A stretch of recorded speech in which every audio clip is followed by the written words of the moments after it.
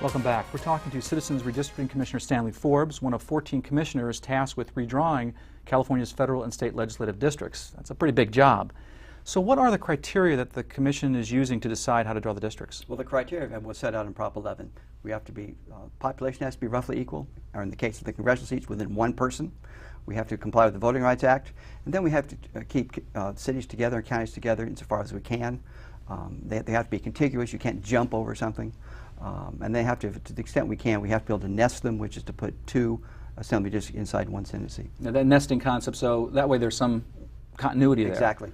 And in the past, it's kind of been right now. You might see towns represented by 7 different assembly members. I mean, there's some really strange I think things out there. a lot of voters are probably thinking, "Oh, who's my representative?" We've heard that a lot. We've heard that a lot. Does the Act require that districts be more competitive rather than being dominated by one party? No, it does not.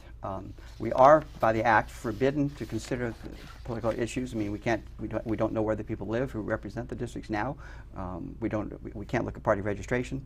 But the competitiveness is not one of the criteria. I think you will see that will be a byproduct, because the last lines were drawn to protect the incumbents, to protect the party that held the office.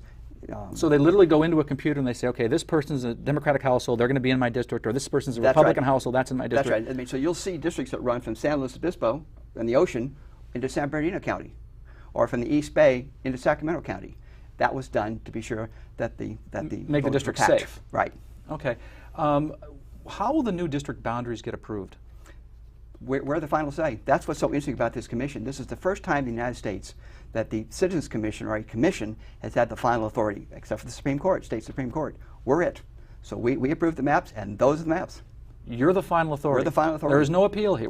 Other than the state Supreme Court. I mean, the legislature is not involved in approving these maps. And the governor's not involved? Nope. And so the only chance that you could have a problem here is if there's a lawsuit and someone challenges it. That's correct. What happens if there's a lawsuit over the district maps? I mean, if the lawsuit, and we hope there won't be, because we're going to try and make these as bulletproof as possible. But the society being what it is, you can always have a lawsuit. The Supreme Court is a court of original jurisdiction. And so that's where it'll end up if there is a legal challenge. Precisely. And what will happen to the districts for the next election cycle, that'll be up to the court to decide. Now, what happens if the commission can't agree on the final maps? Well, under the law, it goes to the Secretary of State, who then tells the court, the Supreme Court, that we were unable to do this, and the Supreme Court appoints a special master, and they do what they did in 1990, which the Supreme Court appoints a special master. But let me assure you, that's not going to happen. We are going to agree. You have the inside track on this? Well, I do. I mean, because we understand the significance of this. This is the fact that there's never been a Citizens Commission that had the final authority before. We understand that this is a model that perhaps can go to other states as well. We will succeed. What do you need for approval? Do you need a unanimous consent of the commission, or? Well, the way we have a special majority system, you have to have 3 Republicans, 3 Democrats, and 3 decline to state approve the maps.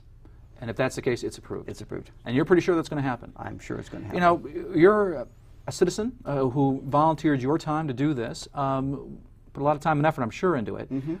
How do you feel about the experience? I think the experience has been great. I mean, it's been so interesting to hear what the public had to say, and to hear their frustration, and for them to recognize that their frustration is being addressed.